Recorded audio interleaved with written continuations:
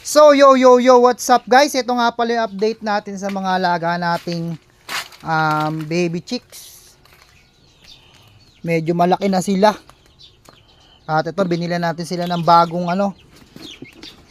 patukaan para di na tayo lagay ng lagay kasi malilikot na eh. Nakakawala na eh. Tignan nyo guys, oh, lalaki na, 'di ba? Oh, may mga kulay na, nag-iiba pala yung kulay nila ng mga itim, ayun oh. Akala ko pure black lang sila.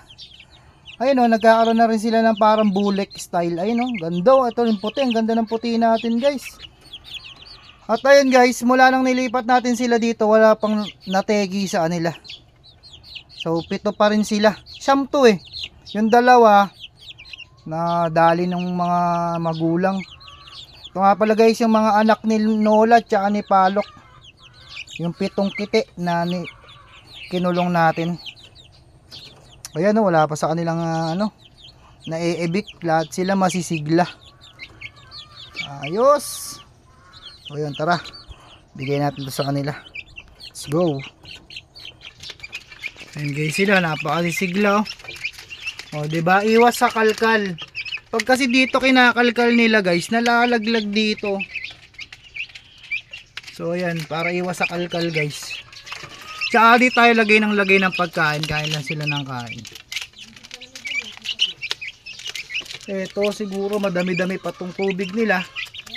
At hanggang ngayon nilalagyan ko pa rin sila ng Betrasin guys. Pero siguro last na yun. At eto maliliksi naman sila, malulusog. Ayan. Galing So yun, pwede na natin tong alisin dahil meron na silang kakanan na bago. Kaya tara naman, doon naman tayo sa kanilang mga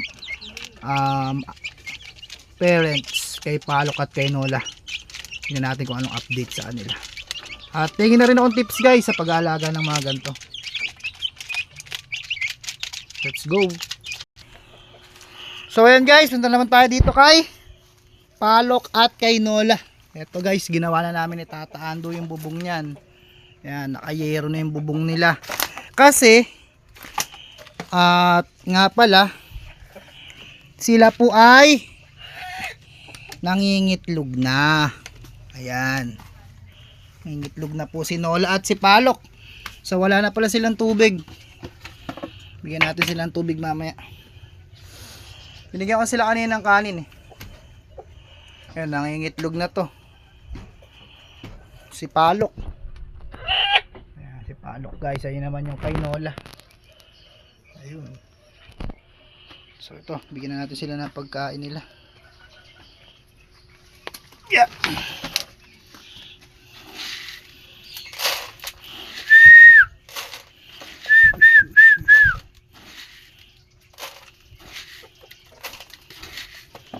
Ayan.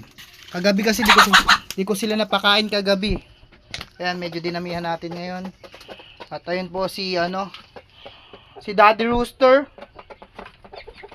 Ayan. So tara, bigyan natin sila ng tubig. So guys, ito na yung kanilang tubig. Dala ko na yung tumbler nila guys. Nga pala, biometric nga pala, gamit natin dito sa pintuan ng ating manukan. Okay. Oh, inom na kayo ng Gatorade guys.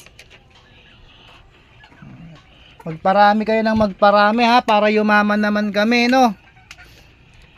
Sige, para sulit naman yung patuka. Okay, so biometric yan, tiyan mo. Okay, out na ako. So yun lang guys, maraming salamat. Peace out. Bigyan nyo naman kami ng tips guys para mas mapaganda namin yung pagpaparami ng aming mga manok.